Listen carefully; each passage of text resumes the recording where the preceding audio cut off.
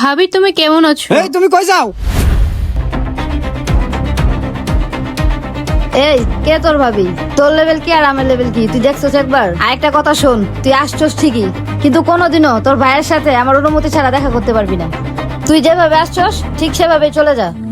ভাবি তুমি এত নিষ্ঠুর হইও না, আমি ভাইয়ের সাথে একবার দেখা করে চলে যাব।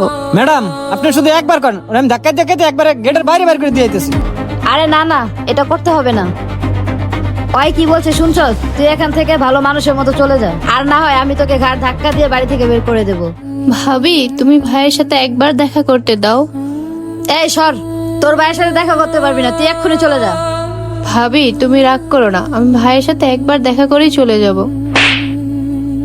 তোকে না বলছি তোর ভাইয়ের সাথে দেখা করা যাবে না? তুই এক্ষুনি চলে যা আমার চোখের সামনে থেকে।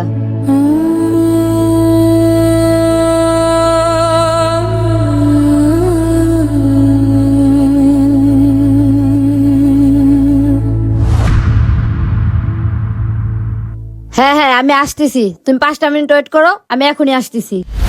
কি ব্যাপার, তুই আবারও এখানে আসছস? তোকে না তখন মায়েরা বাড়ি থেকে বের করে দিলাম। দেখো ভাবি, আমি ভাইয়ের সাথে দেখা না করে যাচ্ছি না। কি তোর এত বড় কথা? তোকে তো আজকে সি সি সি, তুমি এটা কি করলে? ও আসছিল আমার সাথে দেখা করার জন্য, আর তুমি ওকে তো বাসায় ঢুকতে দিলে না, ওকে গেট থেকে মেরেই তাড়িয়ে দিলে কেন? আরে তুমি এগুলা কি বলছো?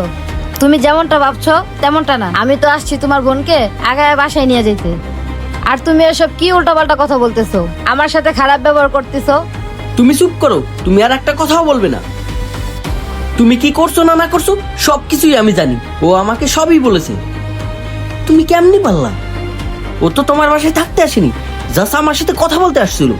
আর তুমি কি করলে?